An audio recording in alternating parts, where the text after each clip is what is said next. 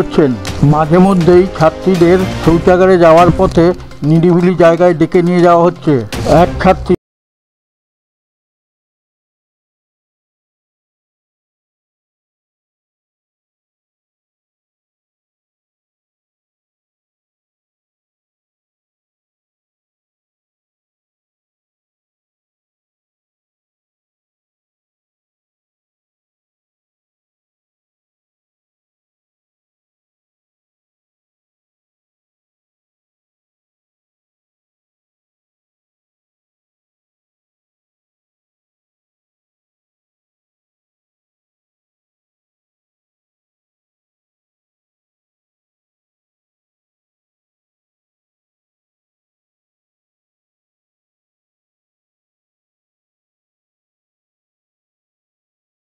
মন্দিরে একই ঘটনা ঘটে।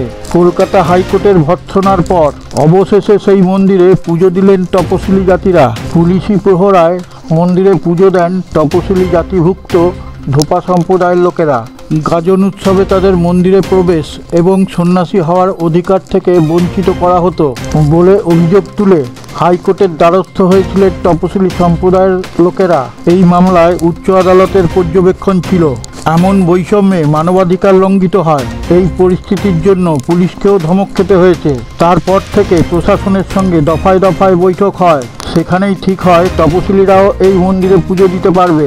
সেই মতোই প্রায় 300 বছরের রীতি ভেঙে মন্দিরে পুজো দিলেন তপশিলি জাতিরা। তাঁদেরই একজন জয়া দাস বলেন, আমার দাদু ঠাকুরদা মন্দিরের সামনে এলেও ভিতরে যেতে পারেননি। আজ আমরা ইতিহাস গড়লাম। এটা শুধু মন্দিরে পুজো দেওয়াই নয়, আমাদের মর্যাদার লড়াই ছিল। জয়া দাসের কথায় আজ প্রথমবার মনে হলো আমরা এই সমাজেরই মানুষ। ভারতবর্ষে এখনও অস্পৃশ্যতা বজায় আছে। জাতপাতের যে উপস্থিতি আছে সেটা আমরা সকলেই জানি। ভারতীয় সংবিধানে যতই নিষিদ্ধ হোক, হিন্দি বলয় বা দক্ষিণের রাজ্যগুলোর দিকে তাকালেই বুঝতে পারবেন এর বৈষম্য। ভারতের সমস্ত মানুষ জানতেন যে পশ্চিমবঙ্গের এই জাতপাতের ছুত একটু কম আছে। এখন সেই ফানুসটি চুপসে গিয়ে আসল সত্যটা বেরিয়ে এলো। পূর্ব বর্ধমানের কাটোয়া সাব ডিভিশনের গিট গ্রামে প্রায় 300 বছর প্রাচীন শিব মন্দিরের ঘটনা বেরিয়ে এলো। সেখানকার দাসপাড়ার রজক বা ধোপাদের আন্দোলনের ফলে ওই শিব মন্দিরে পুজো দেওয়া তো দূরস্থ, মন্দিরের সিঁড়িতে পা দেওয়ার অধিকারটুকুও ছিল না। প্রশাসনের কাছে চিঠি লিখেও কোনো সুরাহা হয়নি। কারণ একটাই, রাজনীতি বা ভোটের নীতি। তারপর তারা কোর্টের দ্বারস্থ হন। সেখানকার দাসপাড়া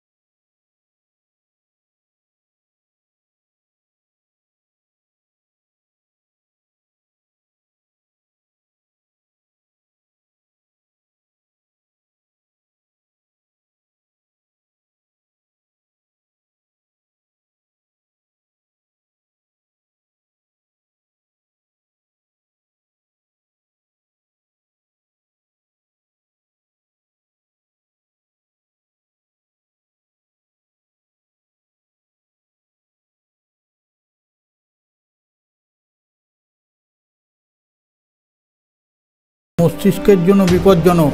এমন অনেক মানুষকে দেখা গিয়েছে যারা ওয়াইফাই চালু রেখে মাথার কাছে ফোন নিয়ে ঘুমান। তাদের অনিদ্রা, মাথার যন্ত্রণা ও মাইগ্রেনের সমস্যা দেখা দিয়েছে। এমনকি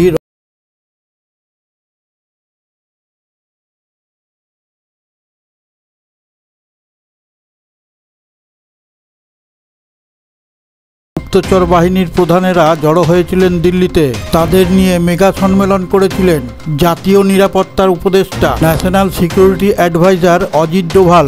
বিশেষ সূত্রের খবর, সন্ত্রাসবাদ, খালিস্তান থেকে বিচ্ছিন্নতাবাদীদের কড়া হাতে মোকাবিলা, এই সমস্ত বিভিন্ন বিষয়ে সেখানে আলোচনা হয়েছে। অজিত ডোভালের নেতৃত্বে গুপ্তচর প্রধানদের সম্মেলনে হাজির ছিলেন মার্কিন গোয়েন্দা প্রধান, US director of national intelligence Tulsi Gabbard, এছাড়াও কানাডার গোয়েন্দা প্রধান ড্যানিয়েল রজার্স এবং ব্রিটেনের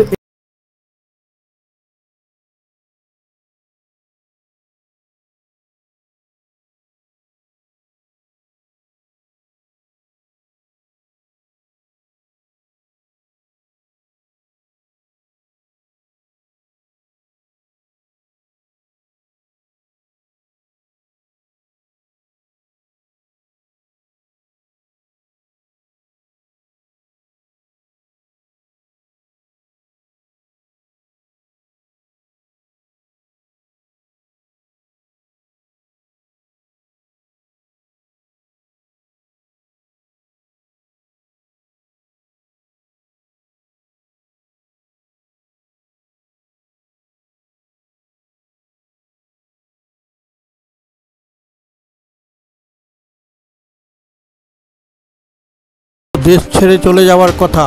এতদিনের বাসস্থানে তাদের অধিকার নেই। এই জমি আদিবাসীদের অধীনে আছে। এই এলাকা শুধুই জনজাতি মানুষদের জন্য সংরক্ষিত। 1923 থেকে 28 সালের মধ্যে যাদের জমির পাট্টা রয়েছে তারা ছাড়া কেউ থাকতে পারবেন না এখানে।